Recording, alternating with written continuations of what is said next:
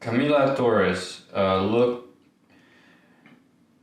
I literally just translated with Google, so it sounds a little funny, some of these. I would like to go to Canada and study, work, and stay there. In Colombia, I am an environmental control technologist. The idea I would have is to perform environmental engineering. What can I do to start my process? Okay, same answer for that one. Find out what her degree or diploma is equivalent to in Canada. Go through the World Education Service. So that's step one. And then make sure that she has the qualifications to come to Canada. As far as her age goes, the point system is available on the web. She can just Google point system for Canadian immigration.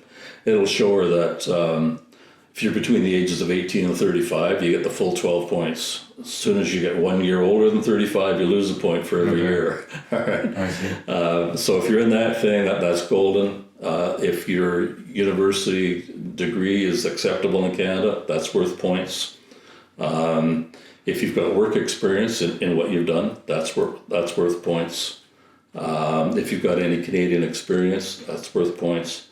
But a stickler for a lot of the people coming from Latin America is the language skills. If you're coming in at a level that you need university, we'll say university for it, you have to have a Canadian language benchmark 7, which is fairly high. You have to be able to read and write and listen and understand people at a fairly high level. Okay. The lower jobs, the language requirements are lower.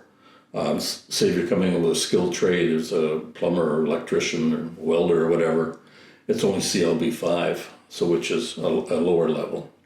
But if you got that university degree, and you don't have CLB 7, and you have to take a test, like they don't just go on your honor, you have to be tested. You have to go to an accredited testing agency. There's only 2 for the English language. And they will tell you what your mark is, and then you translate that into a Canadian language benchmark. And if, say, she comes in at a 6 and she needs a 7, well, she's going to have to work on her English before, because it's non-negotiable. Okay. You have to meet every criteria, or you don't get in.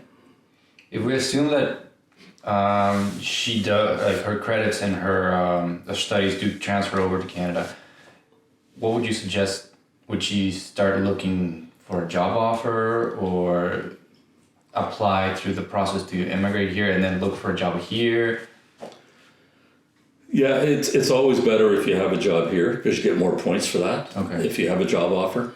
So say your other points are fairly low, your education is not that high, or you're older, you're 36, 37, 38, whatever. You're losing points there, but you gain the points with a job offer. But it's very difficult to do if you're out of the country. You can try. In some fields where they're really looking for work, like there's a real shortage right now across Canada for truck drivers, for personal support workers, that sort of thing. So some of them are really, the nursing profession. So some of them are really in demand, but others maybe not so much. So it may be very hard to get that from their own country.